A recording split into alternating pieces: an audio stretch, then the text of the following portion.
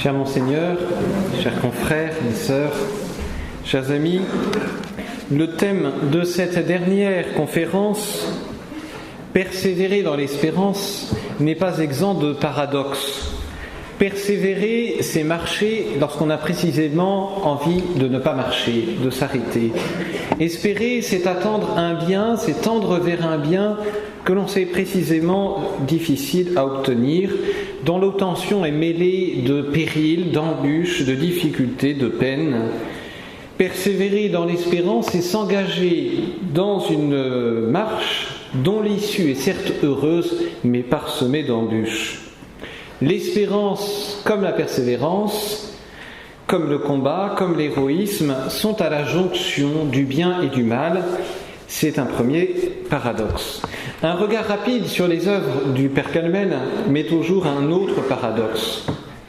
En effet, la lecture de ces œuvres le montre régulièrement attaché à susciter la défense de l'ordre temporel chrétien, la chrétienté, les institutions chrétiennes. On le voit chanter l'amour de la patrie charnelle, on le voit tout particulièrement épris de l'Ève de Péguy, et par ailleurs on le voit insister sur l'espérance chrétienne, la patrie céleste, la grâce toute-puissante de Dieu. N'y a-t-il pas là une opposition entre l'espérance chrétienne qui porte sur le ciel et l'ordre temporel, fût-il chrétien? Maritain n'aurait-il pas raison d'appeler à une certaine dépossession par l'Église de prérogatives temporelles pour se concentrer sur le spirituel? N'y a-t-il pas une contradiction à magnifier la patrie charnelle quand il s'agit, précisément par l'espérance, de vivre en exilé? N'y a-t-il pas un paradoxe à combattre vigoureusement, à prôner la pugnacité, l'héroïsme chrétien, quand il s'agit d'être des mendiants de Dieu et de tout attendre de Dieu? Avant de répondre à ces paradoxes avec le Père Calmel, paradoxe que nous rencontrons d'ailleurs dans toute l'histoire de l'Église, il semble indispensable de mesurer combien le Père Calmel fut confronté au mystère du mal et combien sa vie comme ses œuvres sont la preuve d'une persévérance à toute épreuve et d'une espérance inébranlable. En un mot, le contexte de sa vie et de son époque est une donnée trop importante sur le sujet pour en faire l'économie. C'est un constat évident que les circonstances de la vie dans lesquelles le bon Dieu nous place ont une influence sur notre propre vie, notre vie spirituelle. Et c'est en outre la richesse de l'Église de nous donner des maîtres pour notre époque, des maîtres qui savent donner à leur temps une réponse adaptée. Le Père Calmel ne fait pas exception à cette règle, et les événements qui ont marqué sa vie ont été autant de leçons de choses, autant d'expériences pour lui, sur lesquelles il a pu méditer et qu'il a pu ensuite nous transmettre. Alors voyons tout d'abord le contexte de la vie et du Père Calmel. C'est important par rapport au sujet qui nous intéresse, l'espérance. Comme tout homme et comme beaucoup de sa génération, le Père Calmel fut confronté au mystère du mal d'une manière particulièrement insistante, variée et profonde. Tout d'abord, une société civile en crise. Le Père Calmel fut contemporain des épreuves frappant la société civile, la patrie charnelle, contemporain des suites, des conséquences de la Grande Guerre. Il a entendu son père, Mathieu Calmel, lui en parler, et il écrit dans Itinéraire, plus d'1,5 million de jeunes chrétiens de France auront donné leur vie de 1914 à 1918, et les prêtres, selon Le Monde, témoins hébétés de cette hécatombe sans précédent, n'auront pas été capables d'en saisir la signification. De comprendre que si nous ne faisons retour à Dieu, des fléaux encore pires nous attendent, notamment, écrit-il, la guerre subversive, et toutes les super-organisations pacifistes ne les arrêteront pas. Il a été témoin contemporain du moins de la guerre d'Espagne. Et comme le rappelait le père Jean-Dominique tout à l'heure, il disait ceci: comme je suis sûr que mon entrée brusquée dans l'ordre à la fin de l'été en 1936 est le fruit du martyre de quelques dominicains espagnols inconnus, à la fin martyr des Rouges de l'été 36.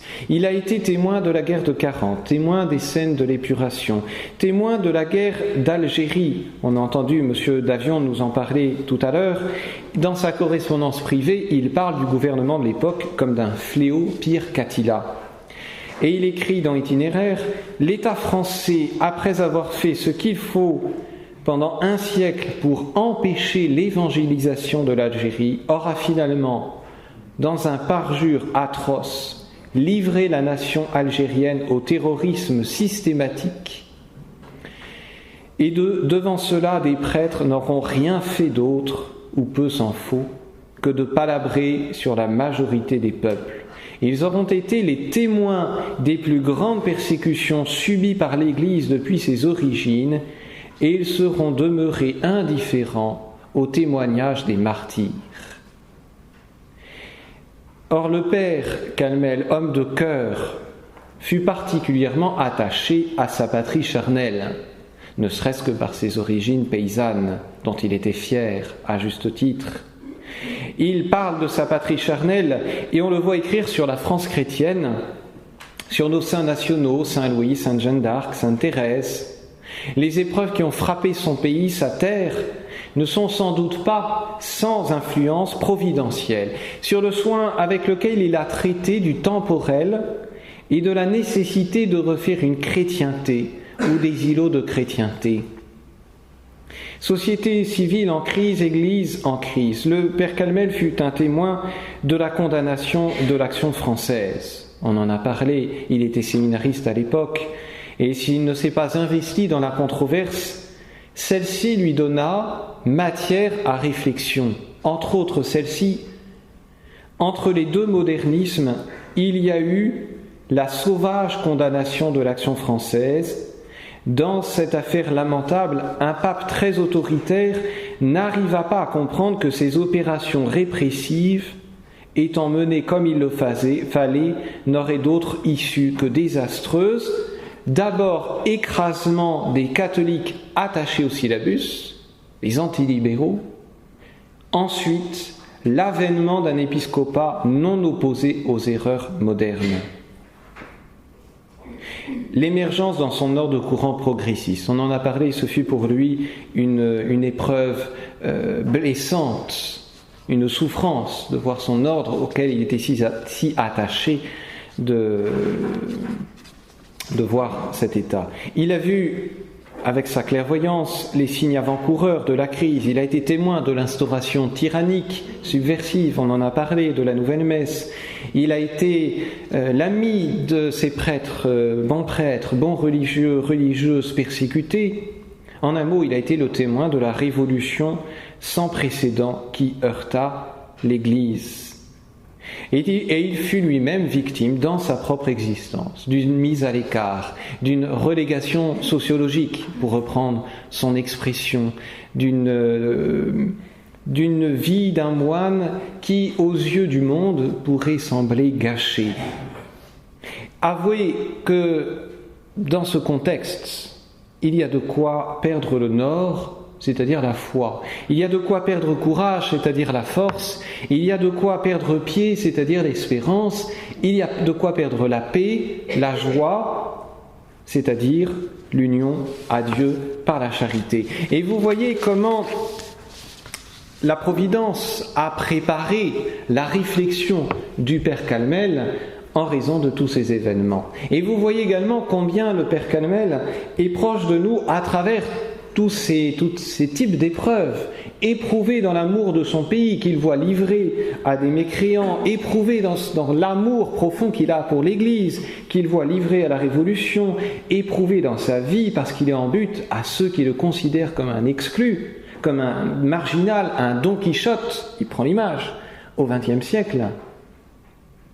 Alors, face au scandale du mal, que faire ? Face au scandale d'une chrétienté qui part chaque jour en lambeaux, que faire? Face au scandale d'une Église dont la crise ne semble pas avoir d'issue et dont les effets se font ressentir jusqu'au sein de la tradition, que faire face au scandale de ses propres misères, que ces misères s'appellent péchés, incompétences diverses, échecs de tous ordres? Que faire? Aucun de ces scandales n'a brisé l'âme du père Calmel. Il fut touché, je dirais presque dans sa chair, par ces scandales. On a vu ces quelques citations qui manifestent combien il n'était pas insensible à ces épreuves. Ce n'était pas un stoïcien, comme on l'a dit. Mais s'il a ressenti les morsures du scandale du mal, le père Calmel témoigne à travers sa vie et ses œuvres d'une certaine équanimité, d'une certaine sérénité. Alors, bien sûr, quand je dis équanimité, je n'entends pas dire que le père Calmel fut devenu une statue de marbre, sans les traits saillants de sa personnalité, vive, nerveuse, avec quelques côtés tout à fait personnels. Mais on sent que ce tempérament bouillant, impétueux à certains égards, est ancré intérieurement.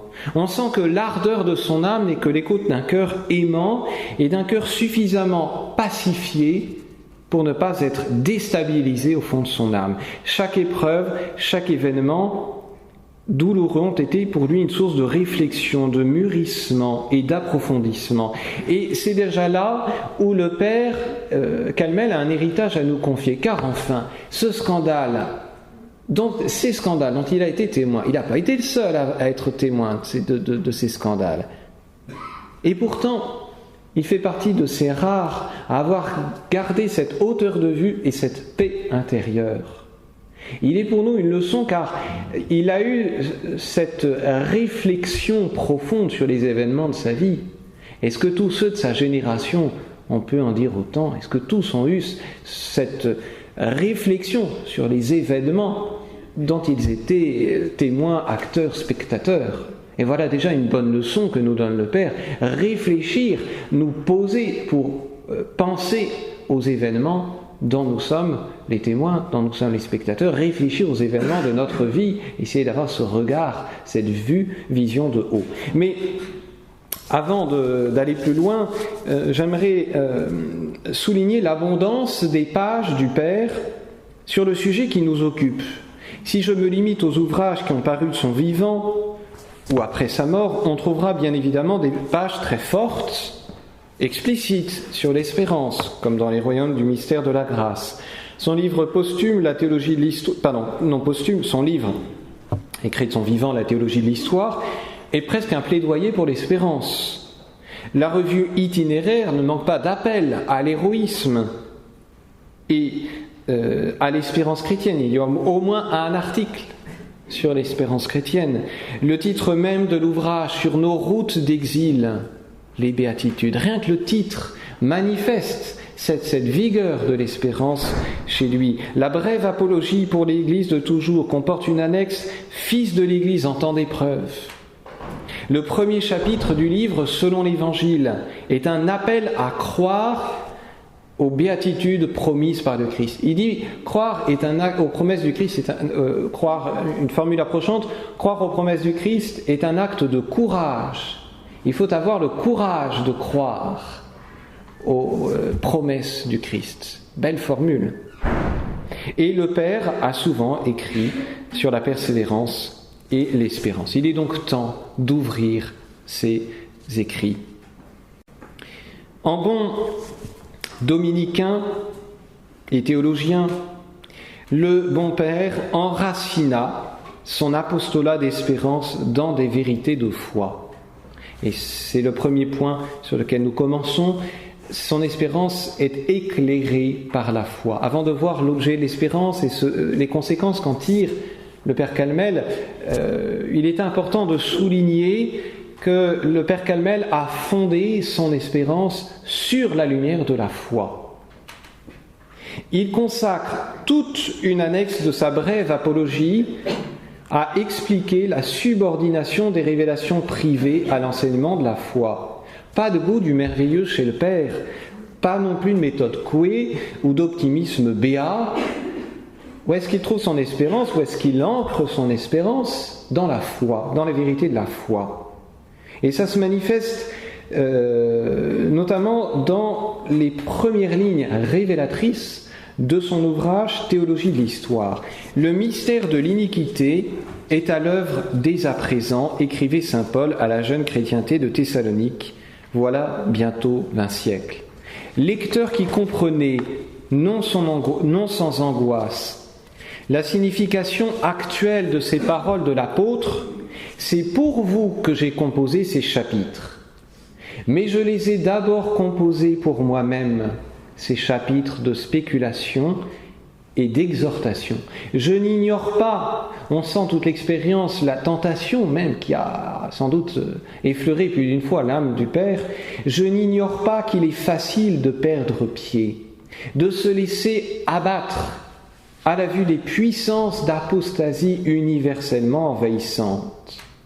Pour ne pas tomber découragé, pour rester debout et faire face, que va-t-il nous dire? Comment faire? J'ai médité à nouveau l'enseignement de la foi. Belle leçon que nous donne le Père Calmel.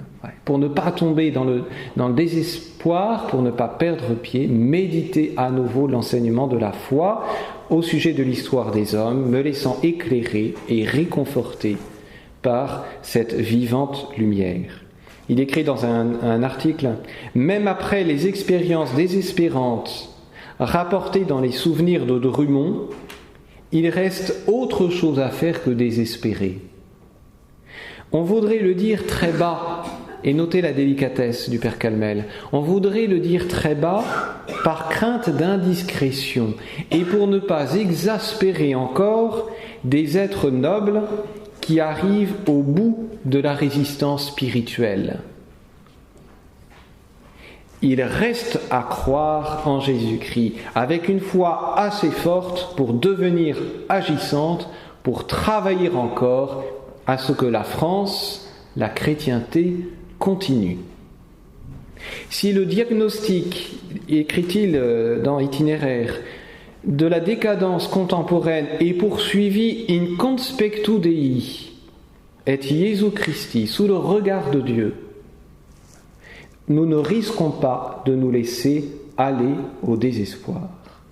Nous saurons que les promesses du Christ au chapitre 2 et 3 de l'Apocalypse se réalisent toujours. Serait-ce dans une société apostate? Premier point, donc, à la lumière de la foi. Et que lui dit la foi? Eh bien, dans son livre Théologie de l'Histoire, le Père Calmel rappelle des vérités, certes, on ne peut plus traditionnelles, mais importantes à rappeler dans ces situations de crise.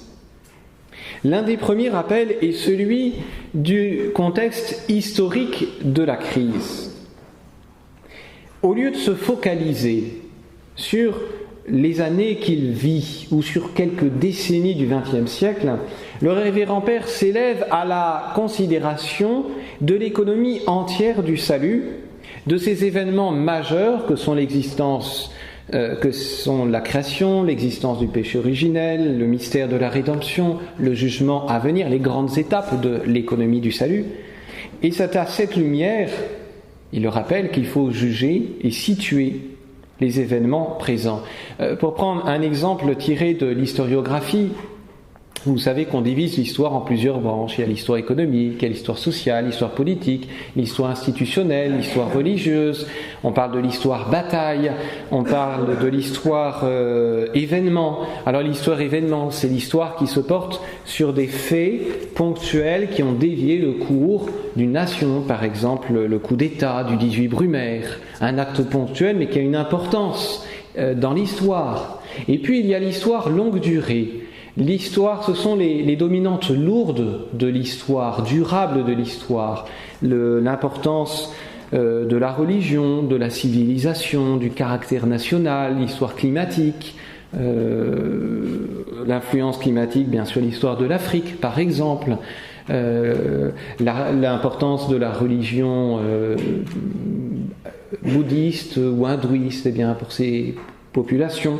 Bon, eh bien, le père Calmel fait un petit peu la même chose, mais religieusement. Il rappelle que la crise dans l'Église, dans la société, et depuis plus de 2 siècles, n'est finalement que l'un des épisodes innombrables qui appartiennent à cette lutte entre la cité de Dieu et la cité de Satan. Cette lutte entre le bien et le mal, entre, pour reprendre l'expression de Monseigneur Lefebvre, la descendance de Marie et la descendance de la femme et la descendance du serpent, la descendance de Satan. Il replace cela dans ce contexte de longue durée, si j'ose dire, d'histoire, et c'est important à avoir à l'esprit. Voyez par exemple, eh bien, il n'y a pas lieu de chercher à savoir la date de la fin de la crise. Quand est-ce que ça finira ? Eh bien, on n'en sait rien. Quand est-ce que ce sera la fin du monde ? On n'en sait rien. On ne connaît ni le jour ni l'heure. Et de toute façon, cette lutte, elle ne cessera qu'avec la fin du monde. C'est ça une première leçon qu'il nous donne. N'attendons pas une cessation d'une crise où on serait comme dans un Éden, où il n'y aurait plus besoin de pratiquer l'héroïsme chrétien. Pas du tout. Cette lutte appartient à l'histoire de l'humanité jusqu'à la fin du monde. Et un regard sur la théologie de l'histoire, sur cette longue durée, relativise grandement les maux du présent. Et si nous regardons les différentes étapes de l'histoire de l'Église, eh bien nous voyons justement que cette lutte, elle est chronique, mais à chaque fois l'Église en sort grandie, rajeunie, encore plus belle si l'on peut dire, encore plus consciente de toutes les richesses que le Christ lui a transmises. Alors nous mesurons par là que nous marchons à la suite de toutes ces cohortes de chrétiens qui ont traversé, comme nous, des épreuves. Nous ne sommes pas seuls dans ce combat, dans cette lutte. Nous ne sommes que les héritiers de nos aînés qui nous ont tracé la voie. Le Père Calmel met en relief une autre vérité opportune qu'a souligné tout à l'heure Monseigneur Tissier de Malray. Le sujet lui en est fourni par l'Apocalypse. Alors quand on parle d'Apocalypse, on s'imagine tout de suite, on voit peut-être des images de dragons, de bêtes hideuses, affreuses, tortueuses, et on s'imagine tout de suite des cataclysmes, en quoi nous n'avons pas tout à fait tort. Mais enfin, ce n'est pas tout à fait cela que remarque le Père. Lui, il se dit, les derniers jours du monde, pour dangereux qu'ils soient, et ténébreux et sordides, sont encore des jours de rédemption. Voilà un autre regard. Et il voit bien que l'Apocalypse, on le voit comme un temps de destruction. Et ce n'est pas faux, mais c'est avant tout un temps qui appartient encore à la rédemption. Et que ce temps de rédemption ultime sera pour des âmes l'occasion de témoigner de leur amour de Jésus-Christ, de se sauver, de grandir dans l'amour de Jésus-Christ, de faire du bien, de réaliser du bien. Alors, quel que soit le jour et l'heure, c'est vrai de notre époque, c'est vrai de toute époque qui suit la venue du Christ, nous sommes véritablement dans les jours de rédemption. Et voyez, parfois dans la tradition, nous sommes un petit peu déçus, peut-être un peu découragé, peut-être un petit peu amer parfois, de voir le petit bien qui se fait, on aimerait peut-être des foules plus abondantes, des succès plus éclatants, des manifestations plus remplies, mais quoi qu'il arrive, ce qui compte, c'est que le bien se fasse. Et même si c'est un petit bien, eh bien c'est l'œuvre de Jésus-Christ qui grandit, c'est le nombre des élus qui croient, c'est le corps mystique de Jésus-Christ qui atteint petit à petit sa plénitude. Et c'est ça que nous rappelle aussi le Père Calmel. Et c'est ça qui peut être aussi enthousiasmant pour la jeunesse en particulier. Nous ne sommes pas là pour comptabiliser les pertes. Nous sommes là aussi pour, en ce temps difficile, avancer, continuer à avancer, continuer à faire que la stature du corps mystique du Christ, atteigne sa perfection. Voilà qui vaut le jeu, si je puis dire. Et ce sera une joie de découvrir au ciel la splendeur des martyrs du XXe siècle, notamment du communisme, tous ces martyrs occasionnés par le démantèlement systématique de la chrétienté. Voilà ce qu'écrit le Père dans un article « Une France de chrétienté ». Si j'estime proches les châtiments divins, proches et à peu près inévitables, pourquoi ne pas poser ma plume tout de suite ? Pourquoi ne pas tout arrêter ? S'enfermer, c'est fini, on arrête, on abandonne tout, on pleurniche et puis ça ira bien. La question est certes naturelle. Et oui, c'est la tentation de tout homme face au scandale du mal, et tout homme croise cette question un jour ou l'autre dans son existence. Cependant, le prophète me dit, crie et ne cesse pas, que ta voix résonne comme la trompette. Si je prêche l'évangile de la conversion à l'approche du jour du Seigneur et de la grande tribulation, je suis persuadé de 3 choses. D'abord, il se trouvera des âmes qui attendaient, qui consentiront à se convertir. Ensuite, parce que nous serons disposés à accueillir les fléaux d'un cœur contrit et humilié, ils tourneront à notre sanctification. Enfin, voyant notre bonne volonté, le Seigneur abrégera le temps de la tribulation, musellera plutôt la bête satanique, permettra que puisse fleurir une nouvelle chrétienté sur la terre française. À la limite, peu importe si on ne voit pas les succès, l'important est bien de faire l'œuvre de conversion personnelle déjà et à l'égard d'autrui que nous demande le Christ. Autre vérité opportune, la souveraineté du Christ. Le plus essentiel de l'Apocalypse. Alors on pourrait faire un sondage, quel est pour vous le plus essentiel de l'Apocalypse ? Alors on aurait des réponses, des statistiques. On pourrait vous poser la question là, à la sortie, pour vous c'est quoi le plus essentiel dans l'Apocalypse ? Eh bien, réponse du Père, le plus essentiel de l'Apocalypse, ce que l'apôtre inspiré avait pour dessein d'enseigner par-dessus tout, peut se résumer, me semble-t-il, en 2 vérités fondamentales. Première vérité, souveraineté du Christ sur tous les événements de la vie, du monde et de l'Église. L'autre vérité est celle de la victoire du Christ sur les démons et ses suppôts, et du prolongement de cette victoire dans l'Église et ses saints. Alors on pourrait développer ces regards de foi pour l'espérance chrétienne, notamment en montrant combien la théologie du Père Calmel l'a aidé à avoir une idée juste de l'Église, des errements de sa hiérarchie et en même temps de la pérennité de cette même hiérarchie. On lui doit une expression célèbre, l'Église n'est pas le corps mystique du pape. Expression très forte, mais qui manifeste que le Père, par cette vision juste théologique, cette vision de foi, eh bien, n'a pas perdu pied, n'a pas perdu espérance, précisément parce qu'il était appuyé sur la foi.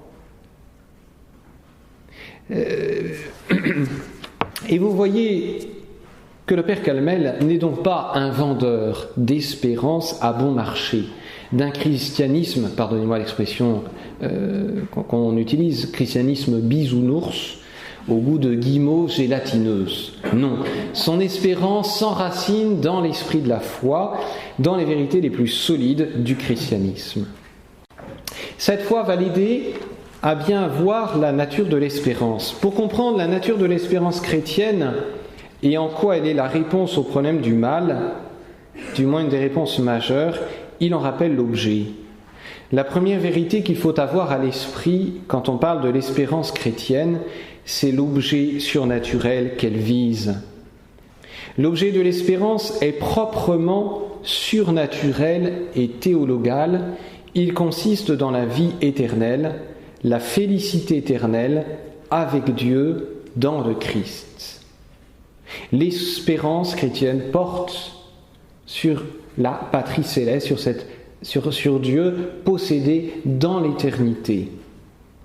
De cette vérité première, pourtant simple, que nous connaissons tous, le Père Calmel va tirer plusieurs conséquences. La première est de nous libérer d'une double illusion mortelle, celle du millénarisme et d'un messianisme temporel. Qu'est-ce qu'il appelle par là ? Il va nous préciser. À l'Occident et à l'Orient, il s'est levé de faux Christ et de faux prophètes. De bien des côtés, on nous promet le paradis sur la terre. Notamment, on promet pour cette terre même et dès cette vie la libération totale, la destruction des servitudes tant extérieures qu'intérieures, le rassemblement harmonieux et béatifiant de tous les humains, enfin régénérés et transfigurés. On est à l'époque du communisme triomphant, du Teilhard de Chardin qui aussi est mis au nu. On est à l'époque de cet optimisme béat, mais aujourd'hui cette illusion demeure, notamment chez ceux qui, dans le gouvernement de France, souhaitent refaire une humanité. Je pense à Péillon qui a quitté maintenant le gouvernement, mais à d'autres personnes tout à fait contemporaines qui ont cette idée de refaire une humanité. Contre le messianisme temporel, le père Calmel revient souvent sur ce sujet à travers différents articles, différents livres. C'est un vrai cheval de bataille. En quoi consiste cette erreur ? Le messianisme temporel, c'est d'imaginer que les biens annoncés par le Christ, par le Messie, sont d'ordre temporel et non surnaturel. Et le Père pourfend cette erreur qui contredit à la lettre l'espérance, qui est une espérance d'ordre surnaturel. Et le Père pourfend cette erreur aussi parce que cette erreur conduit au désespoir. Si les chrétiens attendent du Christ une paix terrestre et durable, une prospérité temporelle, une chrétienté, une pérennité des sociétés, même temporelles, ou une quiétude naturelle et légitime, ils seront nécessairement, perpétuellement déçus par l'épreuve, découragés et peut-être amers. Peu de gens résistent à la vie, dit le Père, peut-être parce qu'ils se sont trompés d'objet d'espérance. Ils ont mis leur espérance dans un mauvais objet. Étant donné, écrit le Père, l'objet de l'espérance chrétienne, on comprend qu'elle puisse subsister dans la privation des biens passagers, même les plus humains, les plus normaux, les plus conformes au droit naturel. Si nos désirs sont tendus vers le ciel par l'espérance chrétienne, alors même que tout vient à nous manquer de ce que nous étions en droit d'attendre pour cette terre, nous sommes capables de ne pas entrer en fureur ni devenir fous de rage, parce que nous espérons que le principal ne nous fera pas défaut. Le principal qui est pour après la mort. Nous essaierons, si c'est possible, que ces biens temporels, terrestres ne nous échappent pas ou qu'ils soient rendus, mais nous ne tomberons pas dans le désespoir et nous ne nous lancerons pas dans des entreprises révolutionnaires si rien ne nous est rendu et si tout nous échappe, car l'essentiel demeure hors d'atteinte. On voit la hauteur sur laquelle s'est placé le Père et qui lui a permis de garder la tête haute dans cette épreuve. Ad te levavi oculos meos, les époux et les épouses trahis, les innocents condamnés et vendus, les pauvres exploités, volés et ruinés, tout cela, toutes les victimes lamentables des offenses et des humiliations font l'expérience, s'ils sont chrétiens, que le brisement des espérances terrestres ne réussit pas à entamer, mais au contraire fortifie l'espérance de la patrie éternelle. La deuxième erreur qui porte sur l'objet de l'espérance est le millénarisme. Alors dans sa forme extrême et on pourrait dire caricaturale, le millénarisme espère un âge d'or temporel, un âge où toute difficulté serait absente, les problèmes résolus, en un mot la croix évacuée. Bien. Dans une forme atténuée, le millénarisme consiste à espérer une chrétienté parfaite, dégagée des imperfections humaines. C'est un danger qui guette les âmes ardentes, sans cesse éprouvées à la vue des misères humaines. Espérant vainement vaincre ses limites, c'est l'erreur renouvelée de Don Quichotte, comme le Père le note dans son tout premier article d'itinéraire. Celui qui veut, dans la société civile, non seulement la justice, mais toute la justice et tout de suite, celui-là n'a pas le sens politique. Il ne comprend pas que la vie de la cité se développe dans le temps et qu'une certaine durée est indispensable pour corriger et améliorer. Mais surtout, il ne comprend pas que l'inévitable intrication de bien et de mal, à laquelle de fait la cité humaine se trouve condamnée depuis le bannissement définitif du paradis, de paradis, de justice et d'allégresse. À vrai dire, écrit-il, pour un homme bien né, il n'est pas si facile d'échapper à la séduction du messianisme terrestre. Un homme bien né ne peut pas n'être pas suffoqué, bouleversé par les horreurs et les ignominies auxquelles il se heurte. Un homme digne de ce nom fera tout ce qui est en lui pour que la société ne soit pas tellement avilie. Il s'y emploiera avec véhémence, avec ténacité, inlassablement. Eh bien, s'il dépasse le messianisme terrestre, il poursuivra ce travail sans illusion, à la fois déchiré et serein. Voici ce que je veux dire. Les mœurs publiques seraient-elles devenues honnêtes? Les institutions seraient-elles devenues justes? Il sait quand même que la liberté humaine, une liberté blessée et sollicitée par le diable, demeure capable du pire. Vous voyez, ces deux aspects, à la fois ne pas baisser les bras et continuer à lutter, continuer à essayer de restaurer ou à protéger, à conserver ce que l'on peut de toutes ses forces, et de l'autre, être sans illusion sur l'aspect nécessairement imparfait des réalisations que l'on peut faire, des résultats qu'on peut obtenir. Il y a nécessairement bien une distance entre les deux. Et ça, c'est aussi un travers qui peut arriver également de notre temps, de se focaliser sur les inévitables limites des œuvres humaines. Toute œuvre est humaine, et oublier bien que les œuvres de construction ici-bas sont nécessairement limitées, imparfaites. Dans la mesure, écrit-il, où l'on est chrétien dans sa volonté de justice et son sens de l'honneur, on ne tombe pas dans une indifférence complice ou dans une révolte forcenée.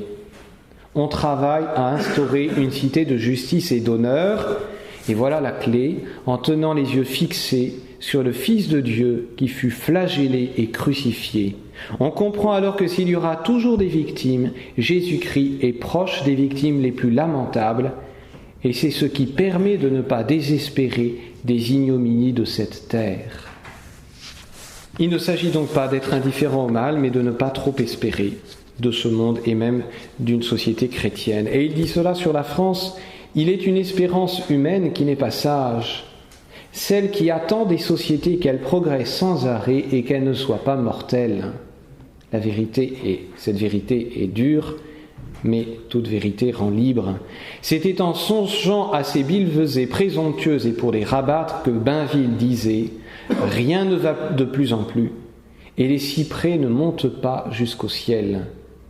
Il est sage d'espérer la vie et la durée de la France, mais il est déraisonnable d'espérer qu'elle échappe à tous les malheurs. De même est-il déraisonnable d'espérer que la vie et la durée de la France sont acquises une fois pour toutes, indépendamment de la sainteté des Français. Toujours ce réalisme. Si l'espérance porte avant tout sur Dieu, comme objet de béatitude éternelle, le motif de l'espérance, c'est la toute-puissance et la bonté divine.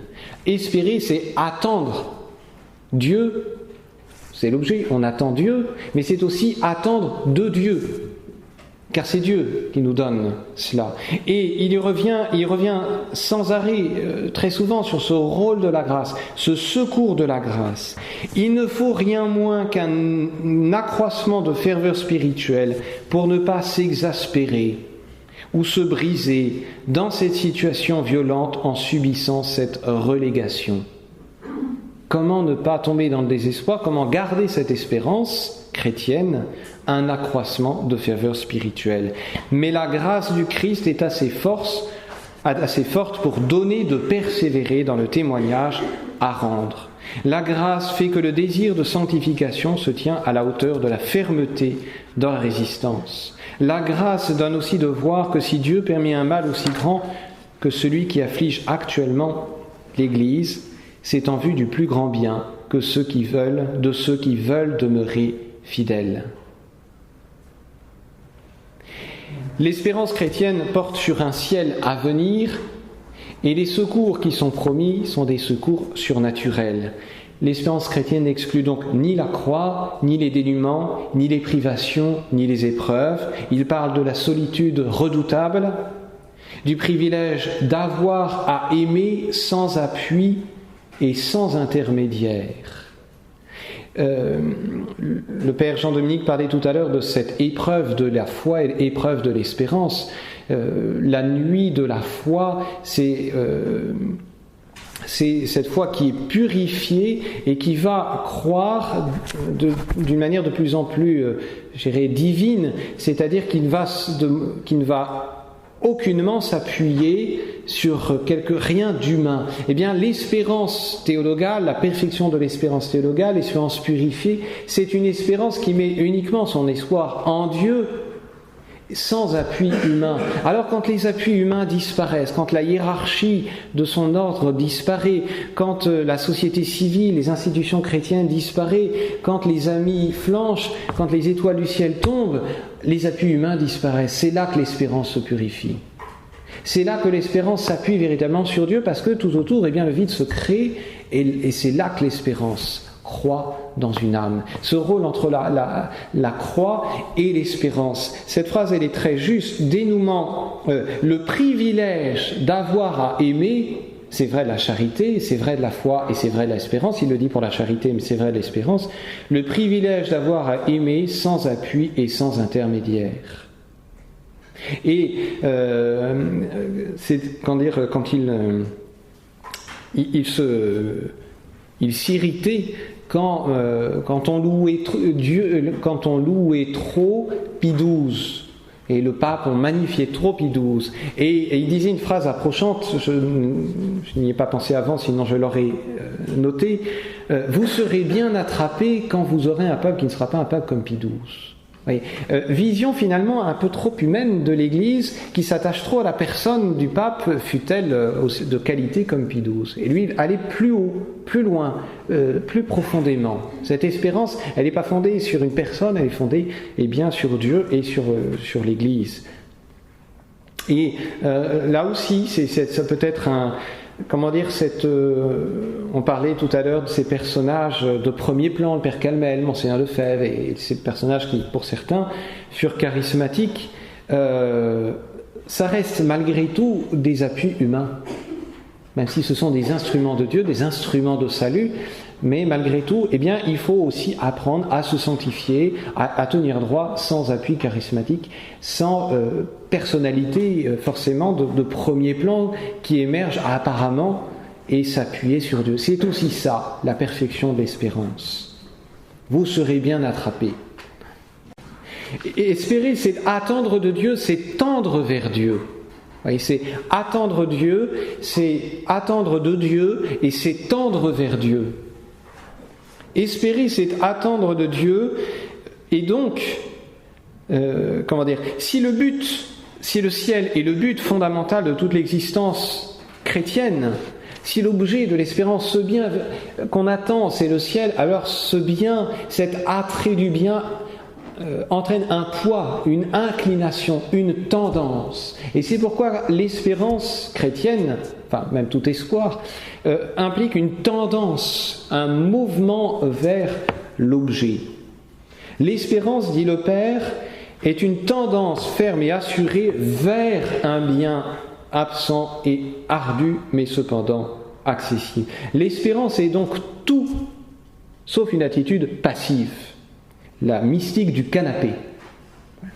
Une sorte d'attentisme sage et enfantin. Sans remettre à la grâce de Dieu, écrit-il, ce n'est pas ne rien faire. C'est un beau paradoxe chrétien, ça. Sans remettre à la grâce de Dieu, ce n'est pas ne rien faire, c'est faire en demeurant dans l'amour tout ce qui est en notre pouvoir. Le saint abandon se situe, écrit-il, non dans la démission et la paresse, mais au cœur de l'action et de l'entreprise. C'est précisément parce qu'il est rempli d'espérance qu'il est entreprenant, industrieux, ardent, combatif, pugnace.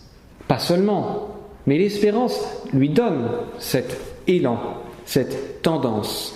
Et voilà cette fois-ci ce qu'il écrit dans ce livre admirable, Les mystères du royaume de la grâce. Je ne peux pas vous dire, mais tout vous lire, mais il écrit ceci: c'est dans ces combats que l'espérance devient à la fois plus ferme en Dieu et plus pauvre de tout recours en nous-mêmes. Si le chrétien, investi d'une mission, même très humble, à cause de Dieu, persévère à l'accomplir avec des sentiments purs, des sentiments accordés à la loi de Dieu, et cela au sein de la nuit et des échecs, c'est la preuve que l'espérance théologale est forte et vigoureuse dans son cœur. Vous estimez peut-être que sa persévérance dans la nuit, et sans permettre à aucun de ses sentiments de se durcir ou de se gâter, est surtout le fait de la force d'âme, de la patience, de l'humilité. J'en suis convaincu comme vous. Mais l'influence de ces grandes vertus morales n'empêche nullement l'espérance théologale d'être à l'œuvre à un titre éminent.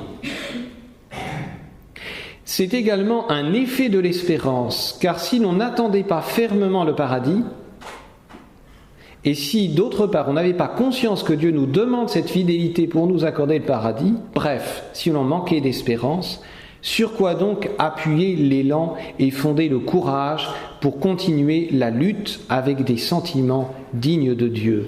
Si l'espérance du paradis avait fait défaut aux saints martyrs de la foi, aux saintes martyrs de la virginité, qu'est-ce qui les eût empêchés de planter là toute résistance et de se laisser emporter au fil de l'eau?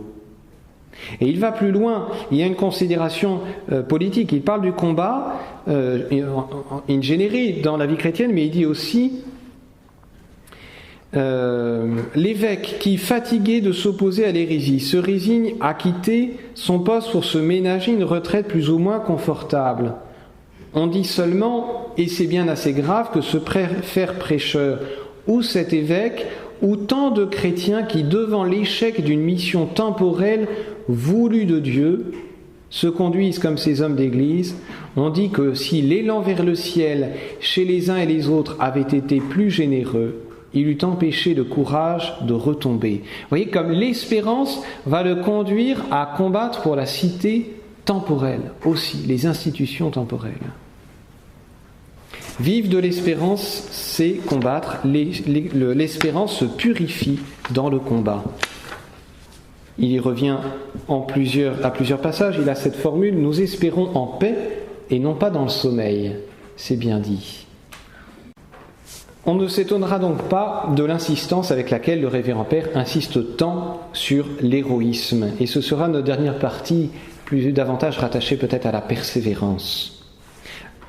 L'héroïsme est le tout premier thème traité par le révérend père Calmel dans la revue Itinéraire. C'est le tout premier article.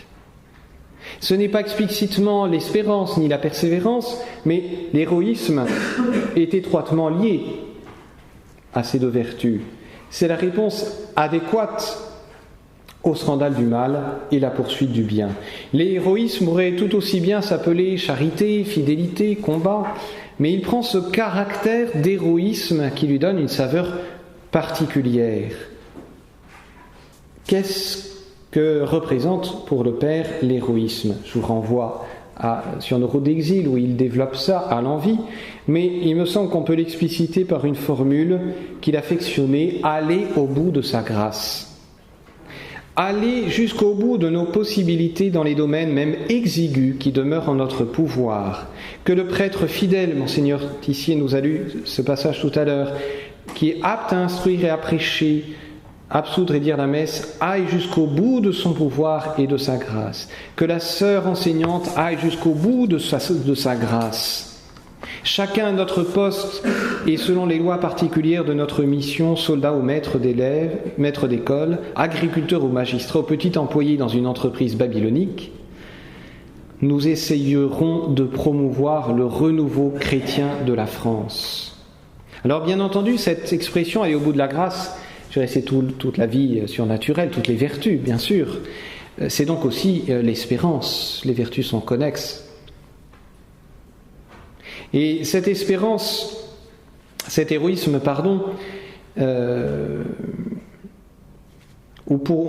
disons, si aller au bout de sa grâce, c'est vivre de l'espérance, le contraire est aussi vrai. Ne pas aller au bout de sa grâce, ne pas vivre d'héroïsme, ne pas combattre, c'est manquer d'espérance, c'est pécher contre l'espérance. Cet héroïsme est nécessairement conjoint à la loi de la croix et s'enracine également, politiquement, dans une chrétienté. Si vivre d'espérance n'est pas vivre passivement, mais aller au bout de sa grâce, si vivre d'espérance et prendre tous les moyens pour faire de cette terre d'exil une préparation à l'éternité, alors vivre d'espérance, c'est aussi refaire une chrétienté. Voilà ce qu'il écrit au sujet du latin et des humanités. Défendre les humanités gréco-latines au nom de la gymnastique de l'esprit, ou en faisant appel aux avantages orthographiques et étymologiques, me paraît tout à fait insuffisant. Il dit pas faux, il dit insuffisant. Je ne vois qu'une raison inexpugnable. L'amour chrétien de notre patrie charnelle et de notre civilisation périssable. Alors pourquoi s'attacher à une patrie charnelle qui va tomber en lambeaux et une civilisation périssable? Eh bien, il le dit juste après. C'est parce que nous aimons cette cité à travers laquelle nous pérégrinons vers le Seigneur, que nous voulons connaître sa tradition, la connaître telle que l'Église l'a redressée. On dit que l'Église est une arche de Noé, c'est parfaitement exact. La chrétienté, à un moindre titre, ce n'est qu'une image, est aussi une arche de Noé, pas forcément nécessaire, mais enfin, c'est un homme exilé rejoint plus facilement sa patrie céleste au moyen de la chrétienté. Et nous retrouvons là ce réalisme mystique, la grâce de Dieu, les vertus théologales pénètrent la cité et la rendent instrument de rédemption. Il n'y a pas l'espérance perdue et la chrétienté isolée, non. Il y a cette unité, cette union des deux. Ce n'est pas la seule raison de vouloir la chrétienté, bien entendu, il en donne d'autres motifs, mais il en donne un, c'est celui que je voulais manifester, lié à la vertu d'espérance. Mais il faut aller plus loin. Le Père souligne le lien connaturel entre la grâce et la chrétienté. Et ça, c'est un vrai motif d'espérance pour nous. L'Église tient et les portes de l'enfer ne sauraient l'anéantir. Eh bien, parce qu'il en est ainsi, notre crainte ne deviendra jamais une folle frayeur, jamais ne nous fera désespérer, même dans l'ordre de la civilisation et du temporel. Jamais ne nous arrêtera de travailler, si tel est notre rôle, à promouvoir un ordre temporel chrétien. Pourquoi ? Mais parce que tout le temps que durera l'Église, c'est-à-dire jusqu'à la fin des temps, elle suscitera au moins par fragments et par petits essais un début de civilisation humaine et de temporel honnête. Il n'y a rien à faire dès que l'Église est quelque part, dès que l'œuvre de la grâce travaille, eh bien des îlots de chrétienté se forment, des bastions s'édifient, une micro-chrétienté se bâtit. C'est ça qui est extraordinaire, c'est que où que soit le chrétien, eh bien où que soit la grâce, elle va nécessairement aussi travailler à cette civilisation chrétienne. Voilà aussi un bel encouragement dans l'ordre de la cité.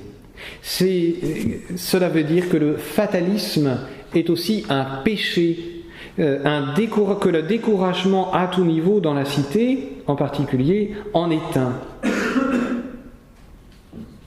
Enfin, imaginons, et ce n'est pas simplement qu'une imagination, ça s'est réalisé dans les pays, notamment communistes, si ces îlots de chrétienté sont systématiquement démantelés, détruits, abattus, que faire ? Alors il écrit ceci. Ni lui ni ses parents n'avaient péché, mais ce mal avait été permis, il parle de l'aveugle de naissance, pour manifester la gloire de Dieu en lui, pour que ce malheureux puisse témoigner à Jésus une confiance, une reconnaissance que sans doute il n'aurait pas eu autrement, du moins à ce degré. Dès lors, si tel et tel pays catholiques d'Europe sont aujourd'hui écrasés par la barbarie soviétique, nous n'allons pas supposer qu'ils aient péché plus que d'autres. Je ne tiens pas leur servitude pour une punition, je vois seulement dans le sort horrible que Dieu a permis pour eux une invitation mystérieuse mais certaine à témoigner héroïquement de leur foi. J'y vois plus encore une sommation suprême lancée aux nations chrétiennes encore libres d'avoir à se convertir.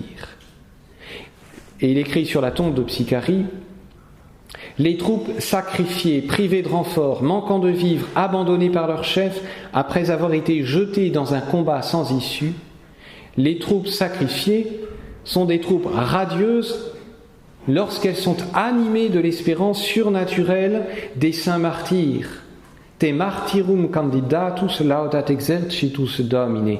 Leur espérance, belle formule, est celle des pauvres entre les pauvres. Ceux qui ne recevront aucun encouragement, ne verront venir vers eux aucun secours, n'apercevront jamais à l'extrême horizon les premières heures d'une victoire irrésistible. Il faut avoir du cran pour écrire ça.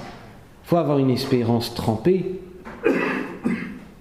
Mais le chrétien solitaire n'est pas découragé, d'une part parce qu'il sait que les portes de l'enfer ne prévaudront jamais contre l'Église, et d'autre part, et il cite cette phrase dans la théologie de l'histoire, cette phrase de saint Paul, que nul ne pourra jamais nous séparer de l'amour du Christ. Et à l'issue de cette présentation de l'espérance et de la persévérance, on pourrait bien sûr développer certains aspects chez le Père Calmel. On comprend en particulier sa dévotion à la pucelle d'Orléans, à la sainte de la patrie, au général d'armée qui, forte de son armure, avait comme devise « Dieu premier servi », qui s'appuyait justement sur la grâce de Dieu, mais qui n'avait pas une espérance désincarnée, perdue dans des piétés idéalistes, non, bien qui marchait avec son étendard sus à l'anglais. Dieu premier servi, à celle qui illustre si bien l'adage connu « Aide-toi et le ciel t'aidera ». Eh bien, on retrouve cette union, deux aspects de la vertu d'espérance. Attendre tout de Dieu, c'est la paix de l'âme, c'est la sécurité, c'est l'humilité, c'est la pauvreté, c'est l'abandon, la modestie dont nous a parlé le Père Jean-Dominique. Et c'est aussi, en même temps, dans une unité mystique, on pourrait dire, tendre vers Dieu. Et c'est le combat de l'âme, c'est l'héroïsme chrétien, c'est la fierté, c'est l'audace, c'est la persévérance, la pugnacité. Et c'est ce testament de cette force tranquille, sûre de Dieu, pleine d'allant et pleine d'humilité, que nous lègue le Père Calmel. C'est aussi cet appel à l'héroïsme chrétien, inséparable d'une authentique vertu d'espérance. Le message du Père est d'élever cette espérance au seul niveau où elle puisse s'épanouir, de ne pas la ravaler à une espérance à l'eau de rose. C'est une espérance proprement théologale à la mesure de Dieu et des petits-enfants de Dieu. C'est l'espérance des saints, c'est l'espérance inébranlable de l'Évangile, c'est le rocher qu'est le Christ. Et comme toute chose, les promesses du Christ sont vraies, il insiste là-dessus, à condition de ne pas les amoindrir. Mais si on les accepte, elles produisent tous leurs fruits. Et nous mesurons encore une fois, cette vie de foi, cette vie d'espérance chez le Père Calmel qui ne transige pas avec la vérité de Dieu. Il la donne dans sa pureté, dans cette netteté et, pour reprendre le terme de l'Évangile, dans sa dureté aussi, d'une certaine manière. Cette vérité est dure à entendre pour nous. Elle est exigeante, c'est vrai. Mais la meilleure charité que le Père Calmel ait pu nous faire, c'est justement de ne pas amoindrir cette vérité de Dieu. Au contraire, de nous la montrer pour que nous y tendions, que nous arrivions à la mesure de la grâce que le bon Dieu nous a destinée. Pour terminer, je vous citerai ce dernier passage du Père Calmel. L'Église de la terre sera toujours militante parce qu'elle sera toujours le royaume de Dieu dans un monde de péché. Le combat chrétien ne cessera pas avant que nous soyons entrés en paradis, mais au sein même de la lutte. Lorsque nous faisons l'expérience que tout manque et que dans l'immédiat la défaite est assurée, il nous est possible non seulement de ne pas rugir de fureur et de désespoir, mais de goûter la joie que Dieu donne et la douceur de sa consolation, si du moins nous recevons avec foi l'illumination de cette parole dans la simplicité de notre cœur. Eh bien, c'est sur ce message d'une âme ardente et pacifiée, audacieuse et modeste que je termine cette petite causerie. Je vous remercie. Il resterait beaucoup à dire sur le Père Calmel. Bien des thèmes à aborder. On pourrait évoquer la littérature, les arts, la poésie. Le Père Calmel aimait à traiter de ces sujets. On pourrait élargir le propos à l'art dans son ensemble, à la politique chrétienne du Père qui imprègne ses œuvres, au mystère de la grâce aussi qui est dominant. On pourrait parler de la conception de la vie religieuse du Père, on pourrait parler aussi des influences bénéfiques qu'il a reçues. Comme me le disait une des religieuses ici présentes, le Père Calmel n'aurait certainement pas été ce qu'il a été sans la mère Hélène Jamet et sans toutes les influences qui l'ont aidé. Il y a de nouveaux axes à creuser, réjouissons-nous de cela. Il y a surtout ces œuvres à relire et je ne saurais trop vous recommander de vous les imprégner. Quand on lit ces textes, on a l'impression de devenir intelligent, d'avoir l'esprit qui se met en ordre. Et c'est un bienfait agréable. Enfin, il me reste à remercier Monseigneur Titien Malré d'avoir traversé les océans pour présider ce colloque et nous entretenir de ces bonnes paroles. Remercier le Père Jean-Dominique d'avoir traversé la frontière belge, nos orateurs de ce matin d'avoir rejoint Paris, d'avoir franchi le périphérique, et vous d'avoir rejoint Notre-Dame de Consolation.